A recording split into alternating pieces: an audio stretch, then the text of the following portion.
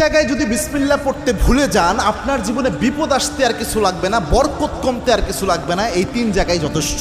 খুব মারাত্মক একটা বিষয়। বিসমিল্লাহ তো মোটামুটি সব ভালো কাজের শুরুতেই পড়া হয়, তবে সব জায়গায় ভুলে গেলেও এই 3 জায়গায় মিনিমাম ভুলা উচিত নয়। তার মধ্যে 1 নাম্বার যেটা, এটা আমি সবচেয়ে গুরুত্বপূর্ণ মনে করি, সেটা হচ্ছে বর্তমান পরিস্থিতিতে এটা হচ্ছে আপনার বাথরুমে প্রবেশের শুরুতে বিসমিল্লাহ পড়া। অনেকে বলতে পারেন হুজুর বাথরুমে ঢুকবেন আবার বিসমিল্লাহ কিভাবে?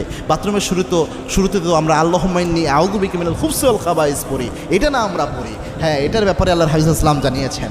আল্লাহর হাবিব সাল্লাল্লাহু আলাইহি ওয়াসাল্লাম জানিয়েছেন, কোনো ব্যক্তি যদি বাথরুমে প্রবেশের সময় পড়ে আল্লাহুম্মা ইন্নী আউযু বিকা মিনাল খুবসি ওয়াল খাবাইস, এর ফজিলত হলো ওই ব্যক্তি বাথরুমে প্রবেশ করলে বাথরুমের মধ্যে যে দুষ্ট জিনগুলো থাকবে ওই ব্যক্তিকে দেখতে পাবে, কিন্তু কোনো ক্ষতি করতে পারবে না। কিন্তু কোনো ব্যক্তি যদি বিসমিল্লাহ লাগিয়ে দিতে পারে, বিসমিল্লাহি আল্লাহুম্মা ইন্নী আউযু বিকা মিনাল খুবসি ওয়াল খাবাইস, এই বিসমিল্লাহ সহ যদি দোয়াটা পড়তে পারে,